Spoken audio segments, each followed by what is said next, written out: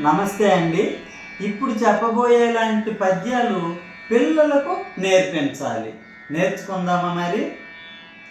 నరసింహ కృష్ణదేవరాయ కరకమదౌ కీర్తికాంత కరిభిత్ గిరిభిత్ కరి కరిభిత్ గిరి గిరిభిత్ కరిభిత్ గిరిభిత్ తురంగ కమనీయంబౌ.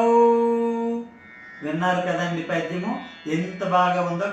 కరిబిత్ గిరిబిత్ కరి కరిబిత్ అనుకోని ఇలాంటి పదాలు పిల్లలకు పలకాలి. ఇంతకీ ఈ పద్యం యొక్క భావము చెప్పుకుందాం.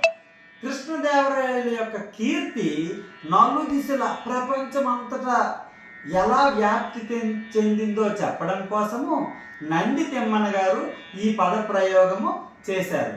కరిభిత్ అంటే ఏంటంటే ఏనుగును సంహరించిన వాడెవడు? శివుడు. ఆ ఏనుగును సంహరించి ఆ తలను వినాయకుడికి అమర్చాడు. ఆ శివుడు ఎంత స్వచ్ఛంగా తెల్లగా ఉంటాడో. అలాగే గిరిభిత్, కొండలను వజ్రాయుధంతో ఛేదించిన వాడు ఇంద్రుడు. ఆ ఇంద్రుడి యొక్క ఐరావతం ఎంత తెల్లగా ఉంటుందో.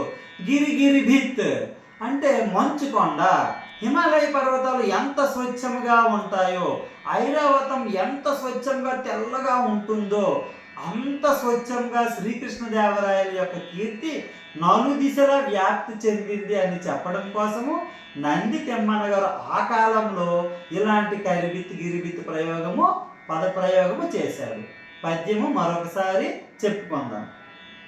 నరసింహ కృష్ణదేవరాయ కరకమదౌ కీర్తికాంత కరిభిత్ గిరిభిత్ కరి కరిభిత్ గిరి గిరిభిత్ కరిభిత్ గిరిభిత్ తురంగ కమనీయంబౌ.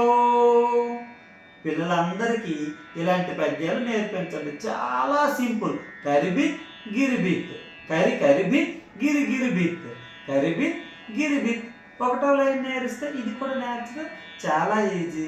పిల్లలు కరిబిత్ గిరిబిత్ అంటుంటే మనకు వినడానికి ఎంత బాగా ఉంటుందో కదా. మన పిల్లలకి మీ పిల్లలకు నేర్పిస్తారని ఆశిస్తూ మీ దుర్యోధన మాస్టర్.